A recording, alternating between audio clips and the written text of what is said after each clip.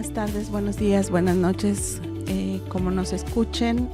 Aquí estamos nuevamente, Mujeres Fuera del Sistema, hoy con un tema bien importante que es hablar sobre acoso sexual y la red de las intrusas, ¿no?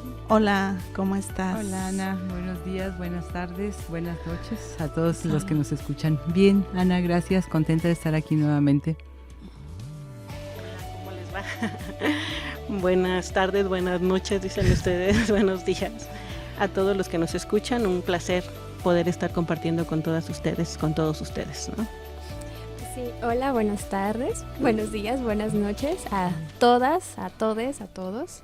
Gracias por escucharnos y por invitarnos. Pues gracias. Adelante, Rosalba. Pues adelante, miren, hoy tengo el gusto de presentar a nuestras invitadas. Vamos a tener un tema muy importante, como lo mencionaba Ana Luisa, sobre el acoso, sobre el hostigamiento.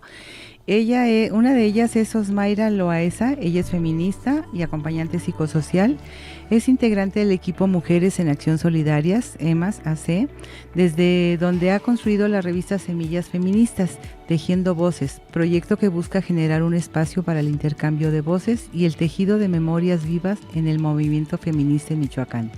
También es integrante de Red Azaleas, amigas sororarias que acompañamos la libertad de elegir un aborto seguro, y de la Red de Defensores de Derechos Humanos, Región Michoacán. Bienvenida, Osmaira, es un gusto que estés con nosotras este día. Gracias. Y nuestra segunda invitada, Maricruz Barajas Pérez, ecofeminista y feminista comunitaria, colabora desde 14 años en equipo Mujeres en Acción Solidarias, EMAS, AC, y otras organizaciones civiles como ASAI, AC, Afidamento e Interacción Social, AC, de Construir para la Igualdad, AC, e Iniciativa Muévete AC. Es bióloga de formación por la Escuela de Biología en la Universidad Michoacana de San Nicolás de Hidalgo, con maestría en Desarrollo Rural Regional por la Universidad de Autónoma Chapingo y doctora en Ciencias por la Facultad de Economía Vasco de Quiroga, Universidad Michoacana San Nicolás de Hidalgo. De manera formal se ha especializado en ciencias básicas, neurociencias, perspectiva de género, feminismos, gestión en Estado, la sociedad y el desarrollo, estudios sobre la violencia, desarrollo y sustentabilidad. Ha participado y contribuido y protagonizado en acciones en favor de las mujeres de manera formal, siendo parte del núcleo académico que fundamentó e impartió por primera vez la materia de género a nivel superior y a nivel nacional en la Escuela Nacional de Estudios Superiores ENES de la Universidad Autónoma de México, Campus Morelia. Su trabajo cotidiano centra en su actuar en los procesos con y para las mujeres a nivel Estado, principalmente con mujeres indígenas, rurales y suburbanas en situación de riesgo y sus familias. Bienvenida, Maricruz, es un gusto que estés aquí. No, pues un gusto conversar con todas ustedes. Es un placer de verdad siempre compartir, y sobre todo en temas tan delicados como el que vamos a abordar el día de hoy, ¿no? Muchas gracias por la invitación. Sí, bueno, invitábamos a Osma, ¿no? Ahora Osma es parte del equipo de EMAS, pero cuando yo la conocí justo porque pertenecía a la red de intrusas, ¿no? Esta iniciativa de poder trabajar el tema del acoso sexual. Ahora muy común en los 8 de marzo de ver tendederos, ¿no? De acosadores, maestros y otras personas que trabajan dentro de las escuelas, pero pues hace algunos años no, Osma. ¿Cómo empieza toda esta historia? Sí, tal como lo dice Ana, en 2018, finales de 2018, varias compañeras de la Facultad de Filosofía, de Psicología, Bellas Artes, nos reunimos, y también compañeras de la ENES Morelia, nos reunimos porque ya nos conocíamos de otros espacios. Entonces, en 2018 se comenzaban apenas a colocar en los baños buzones, en los baños de las mujeres, buzones en donde las compañeras colocaban qué profesor las había acosado u hostigado al interior de las facultades. Entonces nosotras comenzamos a tener talleres y para finales de 2018, principios de 2019, conformamos lo que se llamaba la Red Intrusas. Ese es, decimos nosotras, nuestro nombre artístico. Nosotras, el nombre largote es Red Interuniversitaria de Feministas contra la Violencia Sexual. Entonces estuvimos activas de 2018 a 2020 más o menos, cuando ya todas pues egresamos de las facultades. ¿Y por qué surge Osma? Sí, nosotras surgimos porque eran ya demasiados los casos.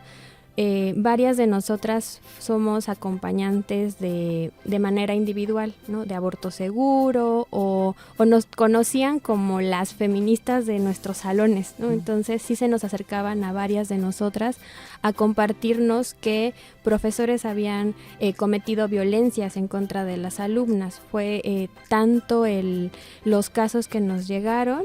Y hubo uno en particular que sí decidimos acompañar era un caso que ya estaba dado, o sea que ya había carpetazo por parte del tribunal universitario. Entonces nosotras decidimos acompañar a esa chica que estaba pues todavía agotando todas las instancias para que hubiese reparación del daño y hubiese justicia al interior de la universidad. Entonces nosotras surgimos así como acompañantes de denuncias de acoso y violencia sexual al interior de la Universidad Michoacana y de la UNAM.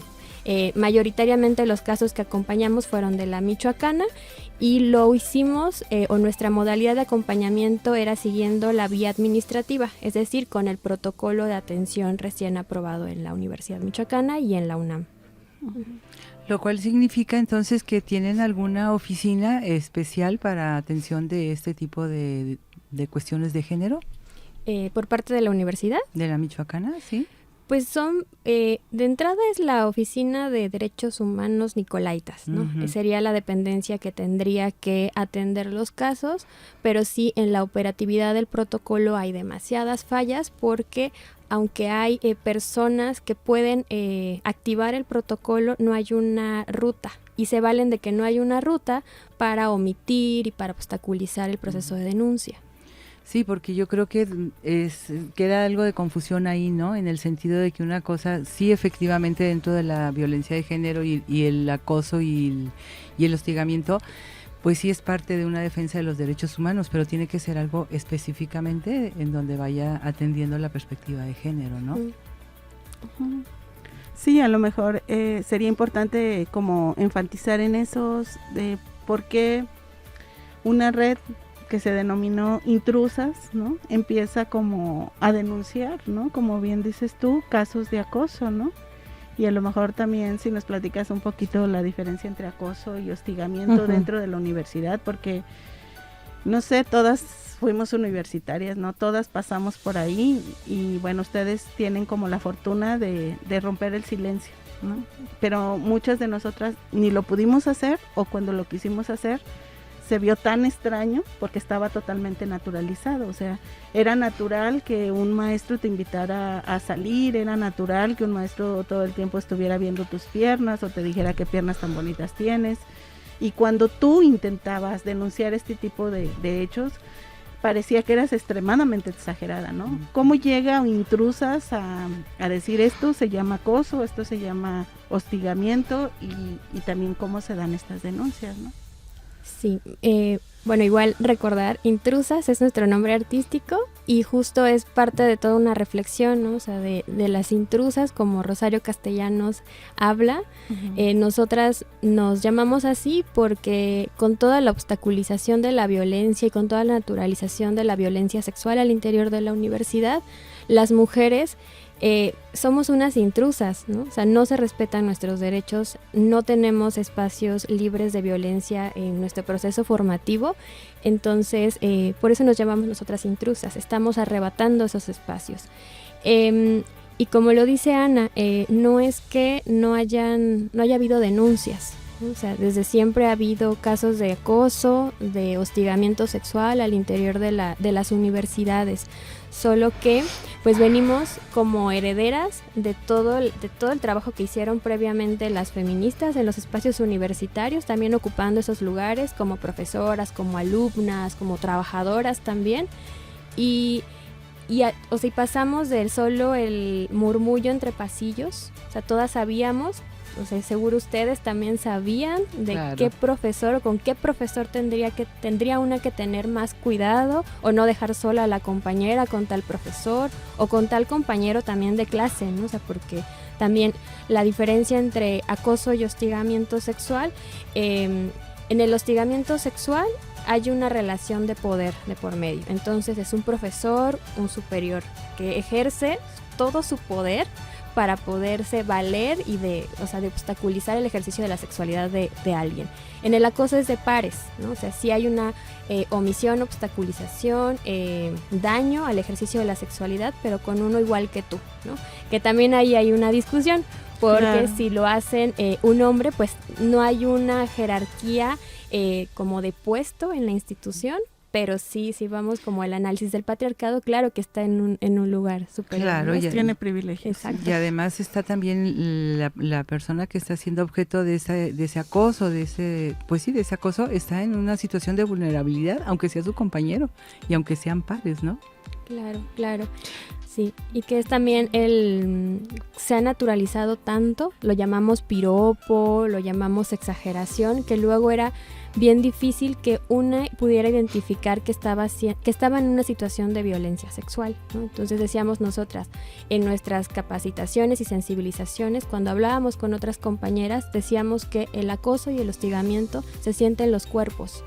Hay un rechazo, también hay una falta de consentimiento, entonces si no hay consentimiento, no se puede entablar una relación entre iguales, entonces pues sí, ya no sería solamente la falta de gusto, sino que entra este ejercicio de consentimiento y de las sensaciones en los cuerpos. Sí, obviamente que es muy incómodo, ¿no? Aunque mucha gente pretenda, sobre todo en el caso de los varones, pues pretenden que a nosotras nos agrada recibir un piropo, recibir lo que ellos llaman una flor, pero sin embargo, pues a nadie le agrada que haya esa intromisión en tu cuerpo, en tu persona, en que si vas bien vestida, que si te ves bonita, eso es algo que a nadie le puede interesar, ¿no? Y desde el momento en que lo ven como natural e incluso como si a nosotras nos gustara, pues obviamente que lo siguen perpetuando. Creo que ya ha ido cada vez menos, esperemos que así sea. Uh-huh. ¿Tú cómo lo estás viendo, Maricruz? Yo lo veo siempre bien complejo. Ajá. Siempre es un tema como bien complejo porque yo mido la violencia como por eslabón, ¿no? Entonces primero viene el hostigamiento, en efecto, primero viene el acoso, luego va subiendo como de niveles, ¿no? Luego llega el hostigamiento, finalmente llega la violencia que no se ve, la violencia que, como ustedes lo están diciendo, o sea, es un tema que naturalizamos, pero además que creemos que es propio de la cultura, ¿no? Y que cuando hacemos una denuncia son unas exageradas. ¿Por qué? Uh-huh. Porque nada más estábamos jugando antes de que te estoy chuleando, o sea, sí. Y luego se convierte como en el asunto también de la violencia un poquito más simbólica, más extrema, cuando te dicen, bueno, todavía que te veo, uh-huh. Entonces, o sea, te estoy haciendo el favor de verte en un mercado en el cual ni siquiera se te está tomando en cuenta, ¿no? Uh-huh. Entonces, eso va repercutiendo tanto en la psique de la persona como en sus formas de vivirse, de desplazarse, de hacer como uso adecuado y sobre todo lleno de seguridad de su entorno, ¿no? Claro. Entonces, es un tema que nos referencia a todas, no es exclusivo de unas o de otras. Las estadísticas que existen sobre esto son sumamente, reveladoras en cuanto a cómo lo vamos evidenciando. Yo creo que una parte fundamental que tenemos que resaltar de aquí es esto que nos está diciendo Osmaira, ¿no? El que existan redes como la de ella, que existan organizaciones como la de ella, que se dedica como a evidenciar esto que se ha omitido por tanto tiempo. Más que naturalizar, se omite. Sí, yo también estoy de acuerdo contigo. Sí. Es algo que no se quiere ver, que no se quiere tocar, que no incluso, bueno, pues no había ni siquiera protocolos. Ahora ya empezamos a elaborar esos protocolos que a veces están además escritos y no se siguen tal cual, ¿no? Por lo que nos está comentando en la experiencia de la universidad. Sí, claro. Sí. No sé, o si tú quieras comentar algo más sobre justamente esto, ¿no? O sea, ¿cómo fue que se fue generando un protocolo de atención? Sí, el protocolo de la Michoacana, que es, bueno, yo soy egresada de la Michoacana, entonces dentro de la red era lo que pues más estudiábamos nosotras, porque sí casos en la ENES no llegamos a acompañar, eran más en la Michoacana. El protocolo de la Michoacana es de 2016. Entonces se aprobó 2017. Entender el protocolo como una herramienta. Entonces es perfectible, claro, pero es importante que se pueda seguir usando. El protocolo sigue siendo activo. No hay una dependencia en específico que lo pueda activar. Basta con que no tiene que ser ni siquiera el director o directora de la facultad de donde ocurran los hechos. Puede ir la persona que esté viviendo la situación con su relatoría de hechos, es decir, qué pasó, dónde, cuándo, quién, ¿no? O sea, respondiendo a esas preguntas, puede ir directo a dirección o con la profesora que tenga más confianza, ¿no? La profesora feminista que pueda tener confianza para activar, o lo puede hacer ella misma, o sea, no necesitas un superior para activar el protocolo, se puede ir a la dependencia de Derechos Humanos, o sea, la Oficina de Derechos Humanos Nicolaitas, y el protocolo está en la página de la Michoacana, todas lo podemos descargar y lo podemos ver. Entonces, nosotras hacíamos acompañamientos a mujeres en situación de violencia sexual, específicamente acoso y hostigamiento, utilizando, les decía, la vía administrativa. Para el caso de las denuncias hay 3 tipos de denuncia: la penal, la administrativa, que es siguiendo el protocolo, en este caso de las universidades, y la pública, que es esto, los tendederos, el escrache, todo lo que, las otras formas también de denunciar, exacto. Nosotras, el proceso era a través del protocolo, porque teníamos la consigna de que si no utilizábamos la herramienta no se podía perfeccionar. Entonces sí era importante tener datos, tener como las observaciones pertinentes para poder exigir, y entonces que se abriera una nueva revisión. Se hizo una revisión, pero sí hace falta todavía la capacitación, el que también pues alguien tome responsabilidad y diga quién va a darle seguimiento a nivel institucional. Porque nosotras, la red, pues no recibía financiamiento de la universidad, pero la universidad sí tiene financiamiento destinado para la perspectiva de género y para la generación del protocolo. Entonces nosotras lo hacíamos como parte de nuestro activismo, y porque también nosotras vivimos situaciones de acoso y hostigamiento al interior de la Universidad Michoacana. Y bueno, de los casos que fueron dando, hubo algunas respuestas, hubo mucha resistencia por parte de los maestros, de la universidad, de los alumnos varones, de otras compañeras, porque también muchas veces nos podemos enfrentar a compañeras que, lo que dice Mari, o sea, han omitido toda esta situación. Sí, nosotras nos hicimos mediáticas por un caso en específico que ya ocurrió en la Facultad de Filosofía y ya tenía un tiempo y se había dado carpetazo. Entonces nosotras iniciamos con una rueda de prensa dando a conocer la omisión del caso y toda la serie de irregularidades, violencia institucional, todas las violencias estaban puestas en ese caso. No hay una resolución favorable, lamentablemente, o sea, tiene pues más de 5 años, entonces es eso, no ha habido una resolución favorable para ese caso que nosotras acompañamos, y tampoco para los otros, ¿no? O sea, porque sí te reciben, sí te dan de alguna manera seguimiento, pero hay un proceso de revictimización, ¿no? O sea, desde que la persona que te va a recibir tu relatoría te pregunta que si estás segura, ¿no? Y todas estas cosas. Entonces, explotó en el 2020, no sé si recordaremos, hubieron una serie de tendederos en la mayoría de las facultades de la Universidad Michoacana, cosa que era como ya identificado que tendederos o movimiento eran solo en ciertas facultades, psicología, historia, ¿no? Filosofía, pero ahora sí vimos como un extendido de tendederos justo porque la autoridad había estado omitiendo y sigue omitiendo. Entonces, estos tendederos generaron nuevas redes o nuevas organizaciones en las facultades. ¿A qué consideras tú, a qué atribuyes tú esa resistencia o esa poca, no sé, atención a los requerimientos?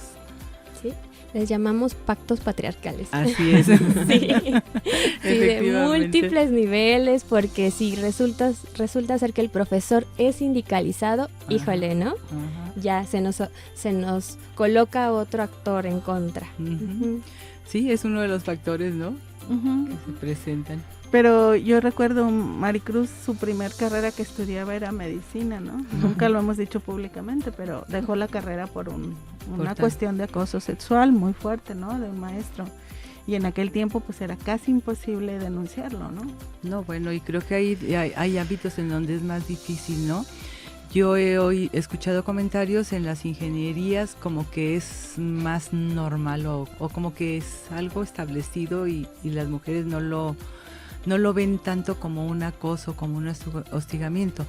Es más, he sabido de cuestionarios que se han hecho en donde todavía no se identifica mucho la violencia en las universidades, desgraciadamente. Pero en el ámbito médico creo que es uno de los ámbitos y en el legal donde de verdad se manifiesta de una manera impresionante. Sí, la cuestión es como lo dice Ana, ¿no? Es tan cotidiano, es tan normal, es tan público también, porque no es un secreto, es un secreto que se conoce, o sea, es un secreto a voces, pero además ahí yo creo que yo atravesaría las lealtades, ¿no? Sí. Las lealtades por parte del patriarcado. Claro. Entonces, cuando el cuerpo de la mujer se cosifica, cuando el cuerpo de la mujer se ve como desechable, como reemplazable, entonces esto es mucho más sencillo de llevar a cabo. Tanto así que, bueno, pese a todo este movimiento que existió en el 2018, fue cuando se vino todo lo de los tendederos en todas las facultades de la Universidad Michoacana, sobre todo. Había molestia, había una respuesta muy agresiva por parte de quienes eran evidenciados, pero además un cobijo por parte de la propia institución, claro, para decir, o sea, sí lo vamos a mover. ¿A cuándo? ¿Quién sabe, no? Ahorita seguimos esperando, como lo dice Mayra, ¿no? Yo sí, desde entonces yo sigo viendo como toda una propuesta como de espera, ¿para qué? Para pues que ellos cumplan los años, para que puedan jubilarse adecuadamente, claro, y se vayan hasta por la puerta grande y hasta, ¿por qué no? Hasta con un homenaje por trayectoria, ¿no? Claro. Entonces, si no cambiamos como estos principios culturales, si no evidenciamos también que es toda una red cultural, pero además social y política, empapada por las relaciones de poder, entonces nunca vas a transformarse, ¿no? Yo creo que, como bien lo dices, en la Facultad de Medicina hay mucho por hacer, pero en muchas facultades también. O sea, yo creo que precisamente es tan relevante el tema, porque nos atraviesa a todas, pero además nos coloca en una posición de vulnerabilidad no pedida. Así es. Y ahorita que hablaban del pacto patriarcal, que tú mencionabas de esas lealtades, yo agrego a la solidaridad masculina, sí, que claro, es brutal. Sí. O sea, que ahí se aterriza, ¿no? Ahí se aterriza, realmente no necesita ni siquiera que haya nada escrito entre ellos se protegen, se cubren, de alguna manera siempre tratan de minimizar lo que la mujer está reclamando, exigiendo o denunciando, ¿no? Esta estrategia de los tendederos, ¿no? Creo que es como muy evidente cómo permite identificar que la mayoría de hombres, por no decirlo que todos, pues en algún momento han acosado, ¿no? Y que justamente por eso pues se protegen entre ellos, ¿no? Y creo que yo recuerdo mucho los primeros tendederos, ¿no? En donde veías nombres que tú dices, ahí no lo puedo creer, ¿no? Pero no solo en la universidad, empezamos a darnos cuenta que, como dice Maricruz, en todos los espacios donde interactuamos las mujeres, pues falta hacer una reflexión profunda de qué es esto de la violencia sexual y qué es el acoso sexual, qué es el hostigamiento sexual. Desde tu abuelo, tu hermano, tu padre, en muchas ocasiones, cómo tienen ese privilegio de sobrepasar tu espacio personal, invadirlo, y claro. entonces todo lo omitimos porque, pues es tu abuelito, ¿no? Claro. Pues es tu papá. O tu hermano. En el caso de la escuela, es el maestro que, como bien dice Maricruz, es catedrático por no sé cuántos años, tiene 3 postdoctorados, es una persona importante. Entonces, en muchas ocasiones yo escuché con una hija que estudiaba en la universidad, es que le vas a hacer daño al maestro, o sea, detente, no le hagas daño, no opaques esa imagen, toda esa... Es. Cuando el que era responsable era de sus él, actos, claro. ¿no? Él que había asumido este privilegio patriarcal de la invasión hacia los cuerpos de otra persona. Así Entonces creo que esta parte, como bien dice Mari, es muy compleja, y por eso creo que es tan importante que apareciera una red que dijera, no van a contar nunca más con nuestro silencio. El beneficio, ¿no?, del silencio. Es importante también lo que dices, que se siente en el cuerpo, ¿no? O sea, es una reacción innata, instintiva, cuando hay una intromisión de esa naturaleza en nuestro aspecto, en nuestra manera de vestirnos, o cómo nos peinamos, o cómo nos vemos, ¿no? Pero también me hiciste recordar en el caso de una de mis nietas. No quería estar ella estaba en el equipo de fútbol y no le gustaba ir ya a clases, a pesar de que le gustaba el fútbol. Y en una de las ocasiones comentó que una de las compañeritas no quería, que se había lastimado y no le gustaba cómo la sobaba el maestro, ¿sí? O sea, aparentemente el maestro le estaba ayudando a restablecer esa forma en que se lastimó, pero ella sentía que no era lo apropiado, lo adecuado, ¿no? Entonces, si una jovencita de 12 o 14 años se da cuenta de que siente que no es correcto o no está bien, pues imagínate, a mayor edad, mayor conciencia tienes de todo esto, ¿no? Y sucede. Sí, pero sí y no. Sí, ¿no? Sí, porque muchas veces está precisamente esta cuestión de la incomodidad, es tan aprendida ya, es tan, vuelvo a lo mismo, es tan cotidiana, es tan repetitiva, que la haces como parte de la vida misma, ¿no? Entonces, yo te lo digo porque en el 2020 con EMAS hicimos un diagnóstico de violencia a nivel municipal, y bien poquitas mujeres podían identificar realmente la violencia. Sí. Si no éramos como explícitas, si no hablábamos, o sea, si no, digamos, profundizábamos en su sentir, en su emoción, y sobre todo en la incomodidad que eso causaba, no se daban cuenta que era violencia. No lo reconocían. Sí, entonces sí, yo creo que sí es como cuestión como de experiencia, pero también de sensibilizar. Sensibilizar a las mujeres que no es normal, que no es natural, y que por mucho que te digan que es un beneficio para ti porque te están viendo, porque estás siendo parte ya del sistema, porque a lo mejor que el catedrático te haya tomado en cuenta a ti implica que a lo mejor vas a poder brincar a una plaza o te van a asegurar una plaza. Yo creo que es el momento como de parar, reflexionar y decir, ¿realmente lo vale? Así es. Entonces yo creo que son de las cosas que muy poquitas mujeres tenemos como la garantía y la posibilidad de poderlo discutir de manera adecuada para decir cómo me siento, cómo lo vivo y si realmente el precio va a ser suficiente. Claro. Justamente por eso yo le preguntaba a Osma esto de cómo surgen y demás, porque es real que en las universidades y bueno, en la mayoría de espacios nos vamos a confrontar con otra mujer que en su propia vida ha aprendido esto que dice Mari, ¿no? A normalizarlo, a decir, bueno, pues es así, ¿no?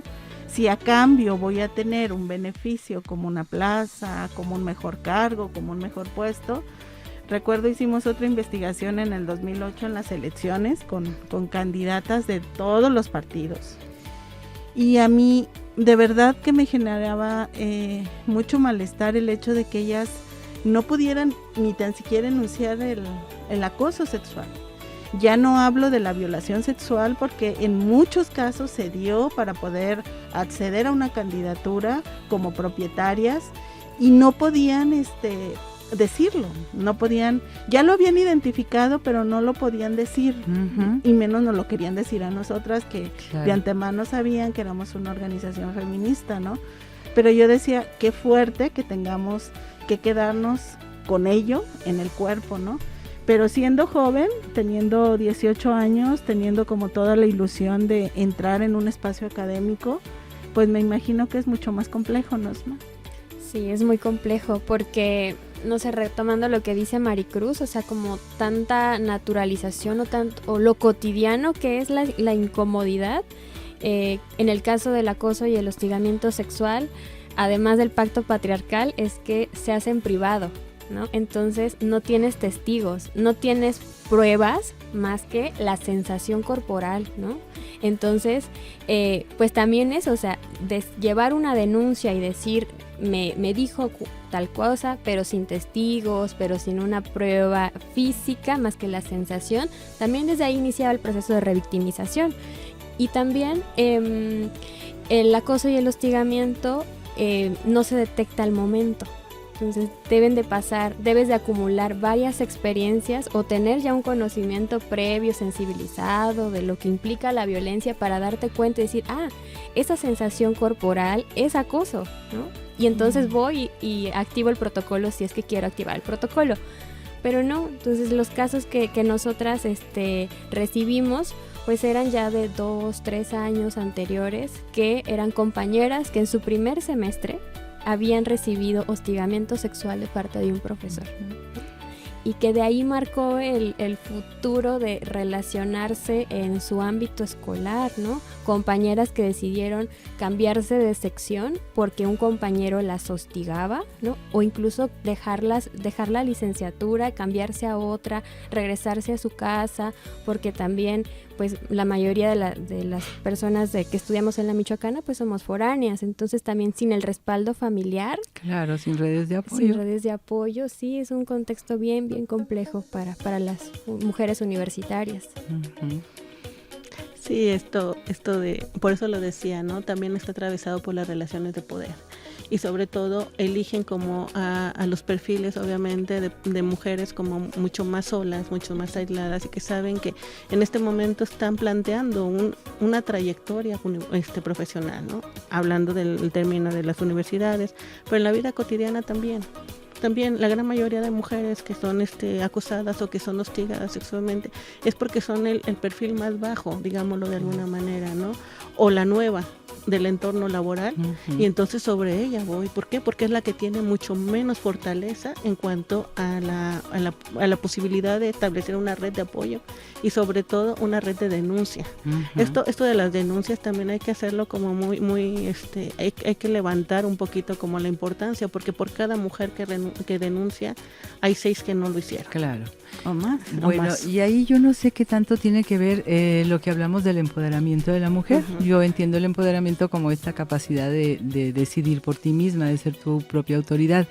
Sin embargo, a pesar de que algunas tengan algún nivel de empoderamiento, todavía es difícil, ¿no? Porque hay mucho desequilibrio de poder entre la víctima y el agresor en este sentido. Es que estás hablando de eso, o sea, de que esta violencia, como la mayoría, pues es una relación de poder. Así es. En donde a veces no importa qué tan empoderada estés, o sea, Así es. no hay ninguna condición para que tú realmente puedas decir, me sentí muy mal porque me tocó, o sea, me sentí muy mal porque... Me abrazó, me pasó el brazo como la manera más natural. O todo el tiempo me está diciendo, ay, qué bonita estás, o hay cosas como que podrían ser, incluso, no sé, como cosas bonitas que te suceden, pero que empiezan a cansarte, porque de hecho son una relación de poder. Claro, y llevan una intención también. Así es, entonces creo que a eso se enfrenta la mayoría de mujeres que intenta denunciar el acoso, ¿no?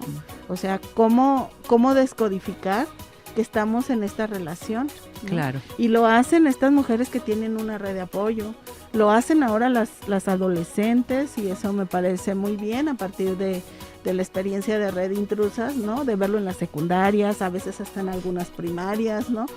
Algo que en nuestra relación con la escuela, pues eso era casi imposible, ¿no? Claro, impensable. Impensable, o sea, ¿quién podía decir, oigan, está pasando esto? Porque también cada vez más hay madres sensibilizadas de que esto no se debe de hacer así y que por supuesto apoyan a sus hijas, ¿no? Claro. Pero entonces, ¿por qué denunciamos y por qué descodificamos esa relación de poder? Pues porque tenemos aliadas alrededor. Ahora quiero decir que también se suman como condiciones en los cuerpos que decía Maricruz, ¿no? No es lo mismo para una mujer indígena que a lo mejor tenga una orientación o una identidad de género diferente que para una chica que no. O sea, hay cosas en los cuerpos de las mujeres que van generando justamente esta vulnerabilidad. Así en es. donde un agresor lo nota, lo sabe, porque lo que tú estás diciendo es intencionado. Es intencionado, Entonces, en por ese supuesto. sentido, pues ahí está, ¿no? Ujú. Sí, claro, y que además por este proceso que han tenido otras colectivas en lo nacional y en lo local, pues en la ley estatal de acceso a las mujeres a una vida libre de violencia en Michoacán se agregaron otros tipos de violencia como la digital, o sea que puede haber acoso sexual y no necesariamente es físico, se puede hacer por redes sociales, y el simbólico, ¿no? O sea, también como importante identificar, y que en el caso de acoso y hostigamiento sexual es transversal. O sea, puede presentarse de manera física, psicológica, pues esto digital, patrimonial, económica. El acoso es transversal y es en todos los ámbitos, ¿no? O sea, la experiencia con intrusas es acá, y acompañábamos principalmente a estudiantes, pero también nos encontrábamos con casos que no pidieron ser acompañados por nosotras, de profesoras y de trabajadoras, ¿no? ¿Y qué es esto? Una profesora acosada por su igual aparentemente, ¿no? Otro profesor, pero estaba en total desigualdad, ¿no? Claro, aparentemente se oyó bien porque nunca estamos en esa posición de igualdad, ¿no? A menos de que haya otro tipo de, pues no sé, de relación realmente que impacte para que estemos en la misma situación, porque si no, nunca vamos a estar igual. O al menos estamos tratando de que estemos igual, pero una maestra con un maestro, nada más por ser varón y por lo que hablábamos hace ratito de ese pacto y de esa solidaridad, pues la mujer siempre va a estar en esa vulnerabilidad. Y no sé, Mari, en el 2020 hicimos con el Instituto Moreliano, de aquí de la mujer, un diagnóstico, como bien comentaba Maricruz, y a mí me parece que es muy coincidente en investigación a lo que sale ahora en la encuesta sobre relaciones en los hogares, ¿no? En donde las mujeres ya identifican la mayoría de violencias, pero no las denuncian. ¿Por qué tú no denuncias acoso? Pues porque sabes que nunca va a llegar a un término en donde realmente te crean y donde realmente tú puedas acceder a la justicia, ¿no? Entonces, creo que algunos datos que salieron acá costó mucho trabajo, ¿no? Era como plantear una serie de situaciones en donde ellas tenían que decir sí lo viví, no lo viví, ¿no? Como esto del toqueteo o las miradas incluso insinuantes, etcétera, ¿no? O sea, ponérselas ahí, que luego ellas contaran, gestos. sí, ellas contaran, sí vivo todo esto, entonces vivo acoso sexual o vivo hostigamiento sexual. Fue difícil, ¿no, Mari? Fue una de las, bueno, para mí ha sido una de las encuestas como mucho más complejas porque precisamente es esto, o sea, estamos tan acostumbradas a vivirlo, estamos tan acostumbradas a callarlo también, que de repente cuando te hacen una pregunta de manera directa, oye, ¿tú has vivido acoso? No, yo nunca, ¿no? Pero entonces cuando nosotros empezábamos como a puntualizar, a dar cada uno de los signos, de los síntomas que implica un acoso y un hostigamiento, decía, sí lo he vivido. Claro. Sí, entonces nuestras gráficas fueron espeluznantes, yo lo creo, porque no hay una sola mujer que no haya vivido una situación, ¿no? Y bueno, con respecto a esto, sí, son muy coincidentes con lo que es la encuesta nacional en este momento. Sin embargo, a mí también algo que me preocupa es que en lugar de ir en disminución, han ido en crecimiento. ¿Por qué? Porque volvemos a lo mismo. Vuelvo a tomar también el término de la cultura, el término de la sociedad que me justifica, que me coacciona, que me hace plantearme que realmente esto es como lo natural. Claro. Y entonces dicen, es que estamos jugando Y lo dijo el otro día el payaso que están denunciando de acoso, ¿no? Voy a seguir defendiendo la comedia. ¿La comedia a costa de qué? Claro.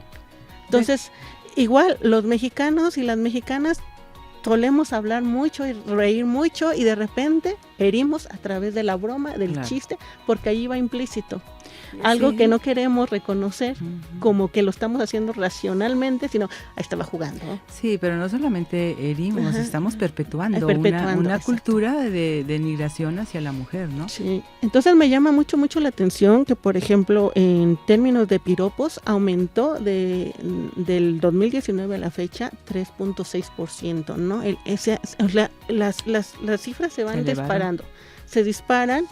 ¿Por qué? Porque pues lo seguimos tomando como que es un capricho de las feministas que no tienen nada que hacer en la vida más que estar molestando a los hombres, ¿no? Que lo único que hacen es verlas bonitas y decirles cosas bonitas. Ajá. Entonces, eso es sumamente preocupante. Sí, es muy alarmante, por supuesto que sí. ¿En la universidad igual se sigue presentando la cuestión de piropos? Sí. Sí, es algo naturalizado, algo que pasa en la cotidianidad, ¿no? Hay, supongo, ciertas facultades en donde se acrecenta aún más, porque hay otras en donde hay como otros procesos de sensibilización que sí es como más detonante, ¿no? Sí implica. Y bueno, ahora hay otras redes y organizaciones en la mayoría de las facultades que están acompañando casos. Bueno, pues eso de alguna manera estará ayudando, ¿no? A ir eliminando todas estas prácticas. Pues, ¿con qué cerraríamos? Osma, Maricruz, Rosalba. Primero tú, Osma. Primero tú, Osma. Sí, tú, Osma, tú. Bueno, yo. Pues sí, yo quisiera recordar ahorita, Ana, que mencionaba que nunca más tendrán la comodidad de nuestros silencios. Era algo que nosotras de Intrusas hablábamos mucho, y es que pues ya hace un par de años que ya no estamos activa como red, o sea, migramos a otros procesos organizativos porque ya somos egresadas. Entonces, pues cerraría con eso, que sí, que nunca más el agresor va a tener la comodidad y la impunidad, ¿no? Y que, pues sí, los procesos son desgastantes, pero sí es necesario alzar la voz, elegir el proceso de denuncia que mejor, o sea, se te facilite, quieras, o sea, no estamos obligadas a cierto tipo de denuncia, y que podamos fortalecer como nuestras redes de apoyo, nuestras redes de escucha y de contención. Excelente. Me encanta eso de nunca más la comodidad del silencio. Ay, sí, porque creo que yo vengo de una generación donde el silencio reinaba, ¿no? Una generación donde fuimos expuestas a muchas cosas y tuvimos que callar. Y qué bueno que exista esta nueva posibilidad para las mujeres de nunca más guardar silencio. Bueno, recordarles que los piropos, que los mensajes o publicaciones con invitaciones, a hacer nudes, que se llaman nudes, ¿verdad? Los mensajes o fotos o publicaciones de contenido, digamos, que conocemos como pornografía, al mostrar las partes íntimas no es normal, ¿no? Si alguien nos lo exige, nos está acosando, nos está hostigando sexualmente, y eso es importante recalcarlo, es importante verlo, pero tampoco es natural ni tampoco es necesario que cedamos ante la propuesta de alguien que tiene una jerarquía mayor que nosotras, ¿no? También eso es acoso y es hostigamiento. Bueno, recordarles que la cultura de la denuncia es lo único que va a acabar con todo esto, y que no necesitamos acceder a ningún, digamos, a una denuncia formal, hasta en nuestras propias redes informales. Claro. Hasta ahí empezamos a tener respuesta y sobre todo protección. Y bueno, sobre todo el hecho de que ya no se va a guardar silencio con respecto a esto. Yo creo que es importantísimo que las mujeres conozcan que no están solas, que no son las únicas que lo viven, y que solamente hablándolo y acompañándonos vamos a poder vencer el mal que se denomina hostigamiento, acoso y violencia contra las mujeres. Yo creo que es sobre ello. Gracias, Maricruz. Pues sí, realmente yo estoy encantada de conocer todo esto en las universidades y en las nuevas generaciones, porque efectivamente, como lo dijo Maricruz, nosotras estábamos pues ahora sí que obligadas a callarnos y a aguantarnos y a hacer hacer como que no pasaba nada, ¿no? Porque pues no había una manera de identificarlo ni siquiera como algo grave contra nosotras por parte de la cultura. Entonces, pues yo qué más les digo, que sigan, que la invitación es que sigan formando redes, que sigan fortaleciéndose ustedes mismas, ¿no? Entre compañeras, y si hay algún compañero, que ojalá que sí lo hubiera, pues entre todos seguir avanzando en esto, ¿no? Porque es importante. Sí, bueno, el caminar del feminismo creo que está puesto ahí, ¿no? La utopía de vivir una vida libre de violencia en todos los espacios en donde habitemos las mujeres, pues es fundamental, ¿no? Y creo que el resultado de esto, ver a estas jóvenes y cada vez a más jóvenes, decir no, basta de violencia contra nuestros cuerpos y nuestras vidas, pues es muy gratificante, ¿no? Creo que hay que seguir trabajando en ese sentido y bueno, agradecerle muchísimo a Osmaira Solorio Loesa y a Maricruz Barajas Pérez, pues que nos acompañen en estas voces que intentamos compartir con otras mujeres, que sepan de la existencia, pero sobre todo del trabajo, ¿no? Que ahí sigue justamente, ¿no? Y nunca más van a contar con el beneficio de nuestro silencio. Así es, muy bien, muchas gracias. No, pues gracias a todas. Gracias. Hasta luego.